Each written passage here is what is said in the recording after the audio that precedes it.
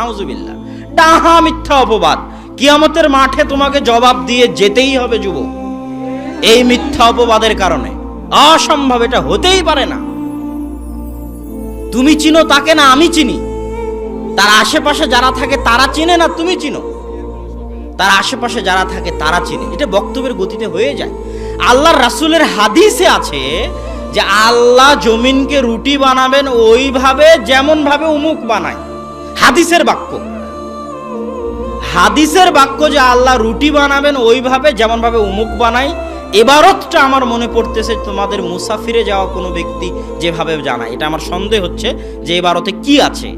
তো উমুক যেভাবে বানায় সেভাবে বানাবে। তো এটার দ্বারা কি তাহলে আল্লাহ রাসূল মুশাব্বেহা? আল্লাহ রাসূল কি তাহলে এটা বলতে চাইলেন যে আল্লাহর রুটি বানানোর ধরনটা তোমাদের রুটি বানানোর ধরনের মতো, তোমাদের যেরকম হাত আল্লাহর ওরকম হাত